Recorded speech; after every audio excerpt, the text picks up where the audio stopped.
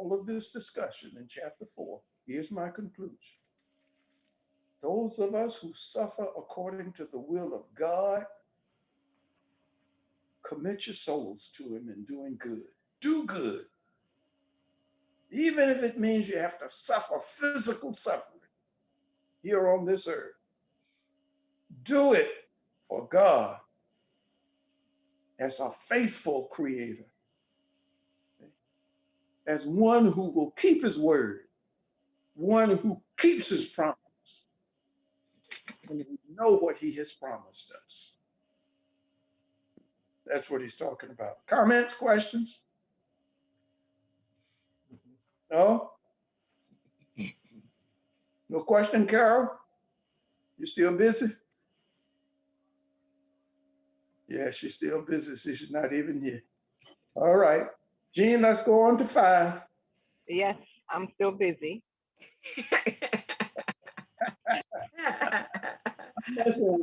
Go on, girl. Stay busy. Go ahead, Jean. The elders who are among you I exalt. I am a fellow elder and a witness of the sufferings of Christ, and also a partaker of the glory that will be revealed. Shepherd the flock of God, which is among you, serving as overseers, not by compulsion, but willingly, not for dishonest gain, but eagerly, nor as being lords over those entrusted to you, but being examples to the flock. Okay, stop right there. I want you to pay attention to the structure, the grammatical structure. Mm-hmm. Okay. He refers to the elders. And who do we know the elders to be? What is an elder? Spiritual leaders of the church. Okay. Yeah, spiritual leader, yes. Spiritual leaders of the church. And not just any spiritual leader, not just the babies, but the word elder carries with it what? Age and experience. Right. Older, more experience. And he says, he's making this comment to them. He says, though to you. See? And then he how does he refer to himself? He's As an he's a elder. fellow elder. Fellow elder. He considers himself an elder too, Yes, one of a the leader. older guys. Okay? One of the older elders. And then now, let's pay attention to the verbs. Okay? He says, I, who am a fellow elder and a witness of the suffering of Christ. Okay, 2 things he's saying about himself. He's an elder. Partaker of the glory. He relates to them. He can relate to them. And he has been a witness of the sufferings of Christ. And Charles, what's a witness do? What is there about a witness? What is a witness? It justifies. Okay, one who can testify based on what? See. Knowledge. Personal. Evidence. Truth. Whatever you've seen, Yeah. heard. Okay, so Witness. he's saying to them, in essence, what is he saying in essence to them? I'm not only just an elder, but fill in the but for me, but I was with Christ. there you go, Phyllis. I was there. Okay. Yeah, That's he what was there denying Christ. Yeah. So what, Mike? Didn't hear you, Mike. I'd say he kind of left out that part that he was there witnessing, but he was there denying. Oh, well, Before He was forgiven of that, Michael. Yes. So once he's forgiven, forgiven of on. denying Christ. but Christ used that to teach Peter something, Mike. So don't keep focusing on that as a negative that Peter did. Christ did that to teach Peter something. That's right. That's why he can speak so boldly now. Oh, well, thank you, Carol. There's Carol. Okay. I said that to get Carol's attention. Oh. Well, you got it. Okay.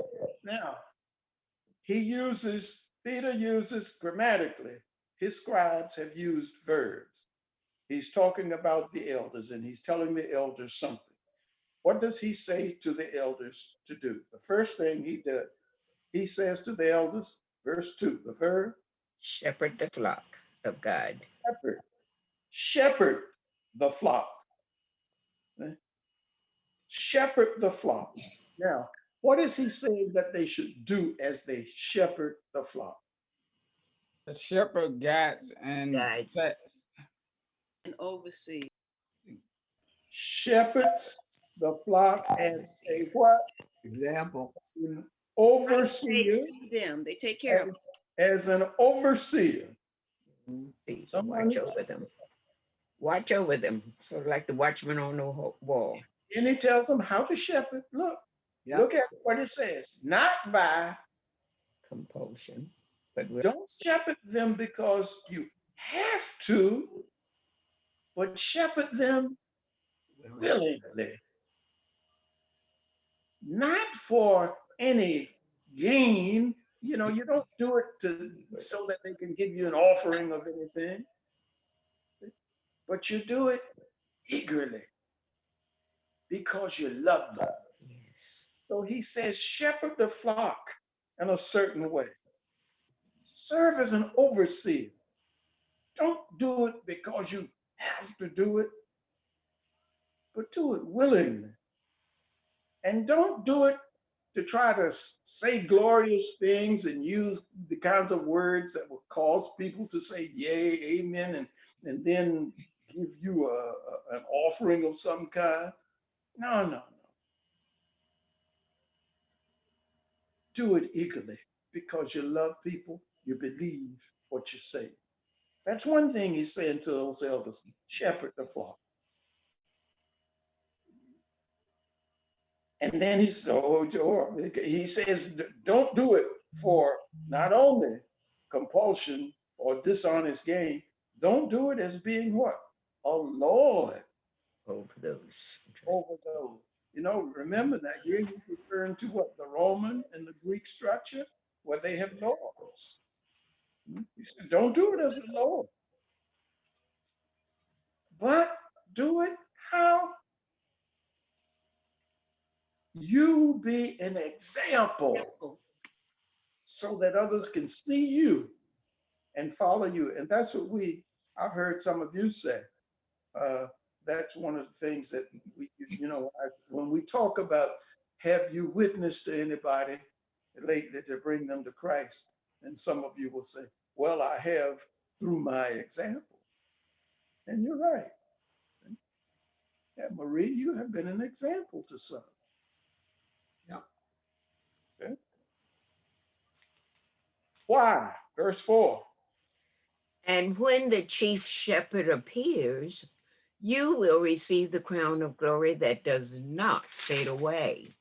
Okay, here again, he's referring to what that time you're talking about, the end time. And Yes. he talked about the chief shepherd. My book is capitalized with chief shepherd. Yes. What was Yes. he talking about? Jesus. He must be talking about Jesus. Okay. You know, well, I don't want to get us off the subject, but I wonder why they use sheep and the terms associated with sheep. And they talk about us, shepherding us. We're the sheep of his pasture. Have Rudy, any of you thought about that? hey, Rudy, wouldn't it be because sheep are dumb animals and they will follow wherever their masters lead them? Well, if it were all like Charles, I would say that. I don't think that's a bad They're analogy. quick to learn from their masters. That's why they follow them. That's why they hear their voices and they'll follow that voice of that master. I think they reference the sheeps quite a bit because that's what's pretty common in that era, and people could relate to the relationship between the shepherd and the sheep. So I think that's the analogy bodes well for how the shepherd oversees his flock and people could relate to it back then because there was a lot of sheep herders during that period. Anybody else? Okay. Verse 5, Gene. Likewise, you younger people, submit yourselves to your elders. Yes, all of you be submissive to one another and be clothed with humility, for God resists the proud, but gives grace to the humble. Okay, now he focused on the elders who were the overseers and the ministers. They were the preachers, and he talked to them about how to lead and guide and be an example. Now he's focusing, he shifts to those who are the followers, and he calls them younger people. Okay, and well, I start to say some of us, but I guess I'll have to say some of you would be in that group. Younger than the elders. And what is he saying to them? What is their responsibility? To do one thing. Be submissive. Be submissive. That's it, to submit to the elders. Okay? All of you be submissive to one another. He's already said for the elders to be an example. Now he's saying, young people, submit to them.